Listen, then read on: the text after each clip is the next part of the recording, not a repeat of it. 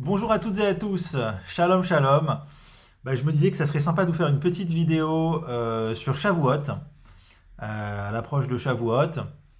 Alors cette année j'ai un petit peu travaillé sur les personnages de Elimelech dans la Megillat Ruth, de Elimelech et de ses deux enfants Marlon et Kilion. Alors l'idée elle est comme ça.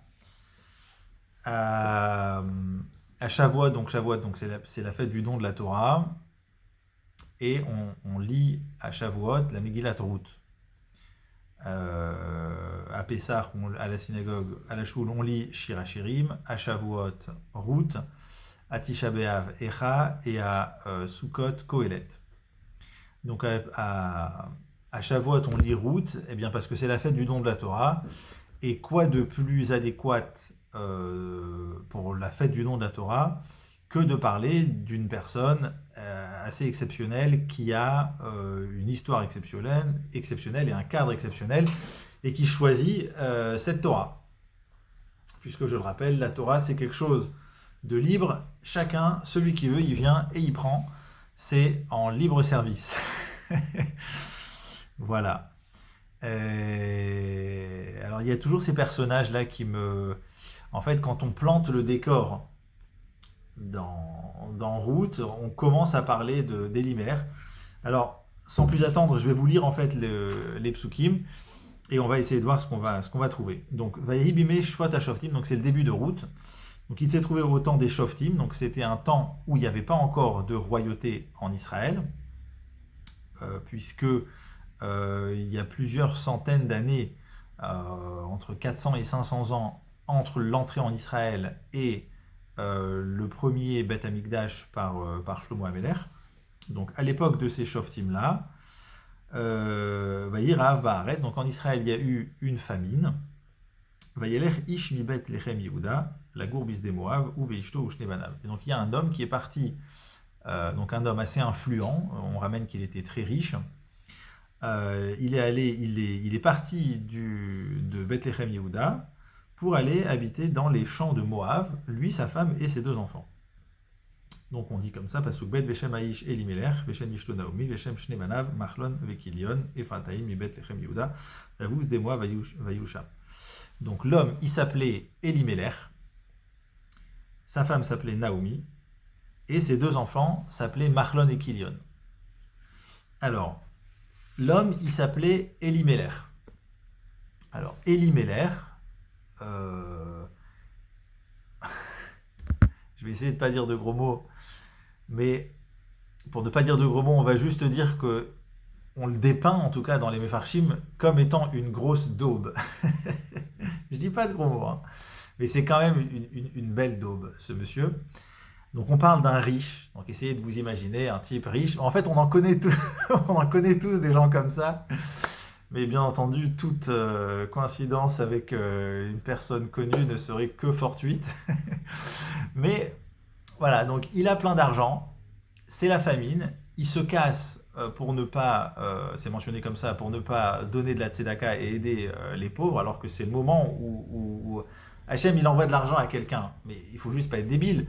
Quand Hachem t'envoie de l'argent, c'est qu'il y a un projet avec toi. C'est que quand le peuple aura besoin, tu vas être là pour les aider. Et lui, il se remarre. Il se casse. Donc voilà. Donc on le dépeint un peu comme un peu une daube. Encore un truc là sur Elimelech, il y a un midrash, donc dans le midrash Rabbah sur Ruth, Veshem Aïch Elimelech, le midrash il dit que Rabbi Meir il était Doresh Shemot et Rabbi Yoshua ben Korcha aussi il était Doresh Shemot. Alors on dit que sur ce nom de Elimelech, Shaya Omer Elai Tavo à Malchut. Il disait Elimelech la royauté, puisqu'il n'y avait pas encore de roi à ce moment-là. Donc lui, il disait la royauté, elle va venir de moi. Pourquoi? Il nous dit le Marzou, donc le Pirouche à Marzou sur le Midrash. Il dit Elaitavo Malchut, Shehem Ishevet Yehuda ou Mishpachat Narshon Ben Aminadav, Nasi Shevet. Donc il pensait du coup que la royauté, elle allait venir de lui. Parce qu'il venait de la famille de Narshon Ben Aminadav, de la tribu de Yehuda. Donc il a dit voilà, la royauté, elle va venir de moi. Et plutôt que d'être gentil et de bien éduquer ses enfants et d'être gentil avec sa femme, eh ben lui, il a fait tout l'inverse. Pourquoi? Parce que on voit que par la suite, c'est la suite du pasouk, c'est le pasouk Gimel, Vayamot Elimelech Ish Naomi, il est mort Elimelech, l'homme de Naomi, Vatishaer Iushne Banea, et elle est restée, elle, avec ses deux enfants. Alors, Rashi le ramène sur Ish Naomi, donc il ramène d'abord un premier pshat, après il ramène une parenthèse qui est un peu un deuxième pshat, une deuxième manière de lire, il dit Ve'amar Ish Naomi, on a dit l'homme de Naomi, c'est quoi? Kelomar, c'est-à-dire les fichiers Waya Ish Naomi Ve'sholet Alea, c'était un homme, l'homme de Naomi, donc il était dominant vis-à-vis d'elle, Ve'hit Felalo, et elle lui était subalterne, quoi, c'était la petite boniche, quoi. Rashi continue, il dit Lachen Fagabo Midat Din Velo Ba. C'est pour ça que la Midat Din, la sanction directe, est venue directement sur lui, donc il est mort parce qu'il s'est mal comporté, mais pas elle. Donc elle, comme c'était quelqu'un de bien, Naomi, ça vient du mot Naïm, Neima, ses actes étaient Neimim, ils étaient bons, agréables. Donc elle, lui, il a eu la Midat Din, donc il est mort, mais pas elle. Très bien, ça c'est pour un peu Elimelech. Bon, après, il y a pas mal de... Il y a encore d'autres idées sur Elimelech. Bon, après, voilà. Rien que de cette idée, on comprend bien qu'il se comportait mal et qu'il était dominant, voilà, un style, voilà. On imagine bien le genre de gens, voilà, j'ai l'argent, j'ai l'argent, et tout va bien, et fais-moi bouffer, ferme ta gueule, et vas-y. On imagine bien le profil du mec, imbu de sa personne et dégueulasse, quoi. C'est le vrai dégueulasse. Et ben généralement, malheureusement, quand on éduque une famille comme ça, les enfants, ils n'allaient pas sortir extraordinaires, quoi. Donc Mahlon et Kilion, rien que leur nom, Mahlon, ça vient du mot Machala, Kilion, Kalia, donc anéantissement, Machala c'est une espèce de maladie, on pourrait dire ça comme ça. Les Mfarshim ils disent que Mahlon et Kilion, que chacun il s'appelait un peu Mahlon et Kilion, parce que c'est écrit Shem Shneem, le nom des deux. Ça veut dire qu'ils avaient un petit peu des deux de cette idée-là. Voilà, il n'y en avait pas un qui était que Mahlon et l'autre que Kilion, mais les deux, ils étaient voués à l'échec. Qu'est-ce qu'on voit dans la suite des psukim? Vaïsoulahem Nashim Pasuk Dalot, Vaïsoulahem Nashim Moaviot, Veshem Achat Orpa, Veshem Ashni Arut. Donc, ils se sont mariés avec des femmes Goy, donc des Moaviot. La première, elle s'appelait Orpa, l'autre, elle s'appelait Ruth. Pasukhe Vayamutu Gam Shneem. Et eux aussi, ils sont morts. Mahlon Vekilion, Mahlon et Kilion. Vatcher Aisha Mishne Yaldea ou Misha. Et donc la femme, elle est restée veuve de ses enfants et de son mari. Donc il lui restait plus rien. C'est bien triste. Alors dans l'idée qu'ils sont morts les deux, en fait on voit Rashi le ramène directement sur Gam Shneem, qui sont morts les deux. Mais en fait on le voit déjà dans le Midrash. Le Midrash il dit Vayamutu Gam Shneem. Il dit sur place, Mahlon Vekilion, donc Rabbi Choune ve Rabbi Yoshua Baravin ve Rabbi Zavda, Chitne de Rabbi Levi, donc eux, ils ont dit, toutes ces personnes-là, ils ont dit Léolam en Baal Arachamim Porea Mina Nefashot Trila. Léolam, le Baal Arachamim, donc Hachem, qui est miséricordieux, il fait jamais payer la personne dans sa vie. Il avance progressivement. Alors, il y a tout un passage, je vais vous en faire l'économie, mais on voit que ici, d'abord, ils sont morts. D'abord, ils ont été touchés par leur argent. Ensuite, leurs guémalim, leurs chameaux et leur bétail. Ensuite, du coup, leur père, Elimelech. Et ensuite, eux-mêmes qui sont morts. On ramène aussi ça dans Yov. Dans Yov aussi, c'est pareil. Ça a fonctionné progressivement. Le Midrash, d'ailleurs, directement, il le dit à la fin du morceau. Il dit...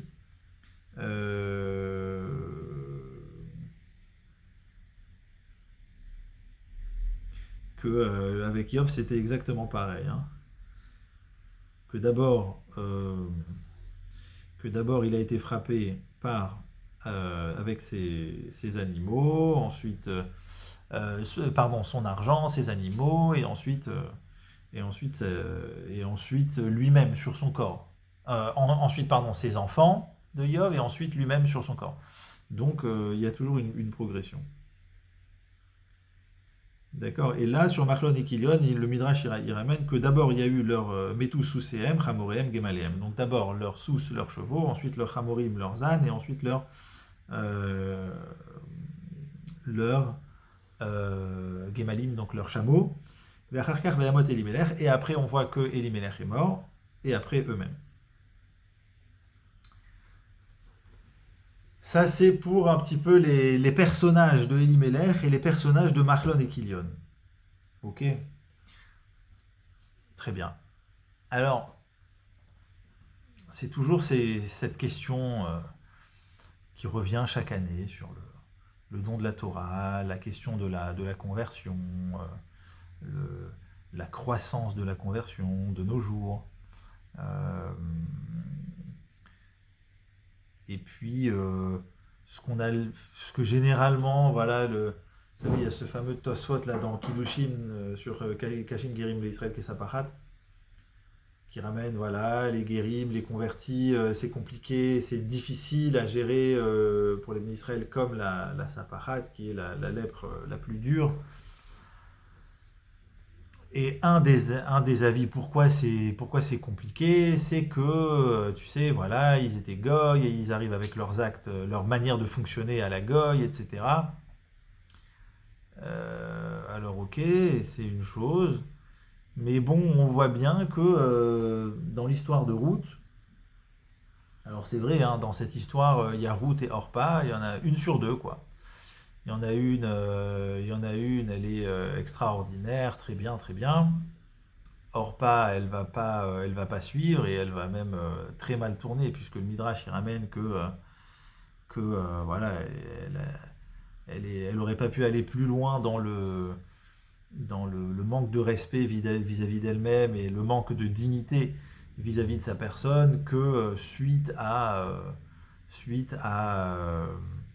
sa renonciation à ce chemin, sans rentrer dans les détails.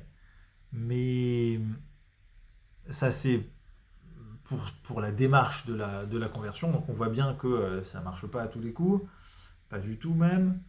Et que généralement, comme dit le Rambam dans Ilchot Isur Bia, généralement quelqu'un, homme ou femme, qui se convertit, c'est qu'il y a toujours quelque chose derrière, mais on observe que quand bien même c'est pas rédhibitoire.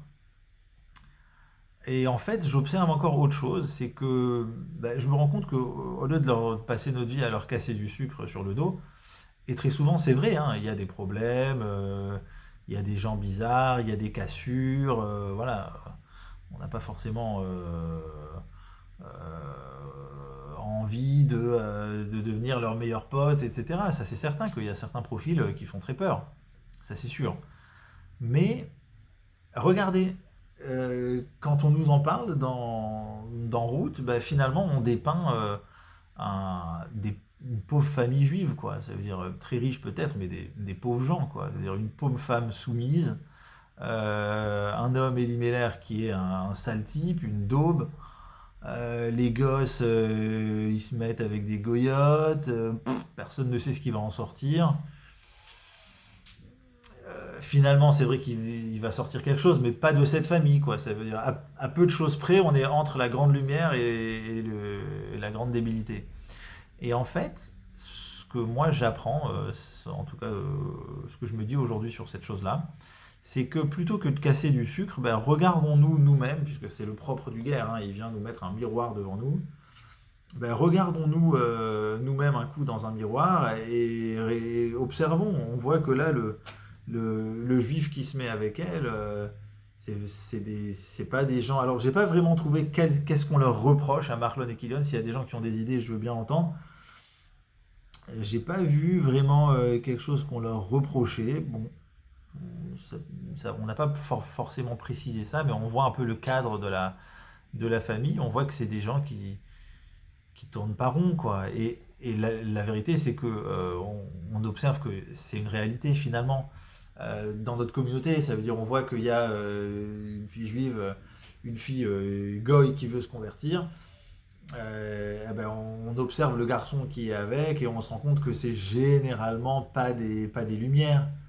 C'est généralement des types qui assument pas, ou des espèces de queutards extraordinaires dans la ville, ou des drogues dures, ou des gens complètement torturés dans leur tête. Enfin, il y a des vrais, on voit qu'il y a des vrais problèmes.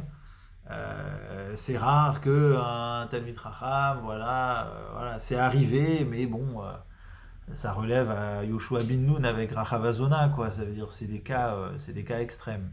Généralement, généralement. Alors moi, ce que je me dis, c'est ça. Regardons le garçon plutôt que d'embêter la fille. Bien sûr, la fille, elle a sans doute des choses à dire. Enfin, la fille, si c'est une fille qui se convertit, des fois ça arrive aussi, quelques-uns, que ce soit des garçons, mais ce que je veux dire, c'est que plutôt que de regarder toujours, de se focaliser, de s'acharner sur celui qui vient pour se convertir, regardons aussi, n'oublions pas de regarder les gens qui les entourent. Est-ce que c'est des gens bien ou des gens très très très très très bizarres? Voilà, cette petite leçon de morale à l'approche de Shavuot. Eh bien, je souhaite que l'on soit capable d'accueillir ceux qui viennent chez nous dignement et qu'on sache leur rendre leur lettre de noblesse. Voilà, voilà, je vous souhaite Chag Sameach, que des bonnes choses, un bon don de la Torah, et portez-vous bien. À très bientôt.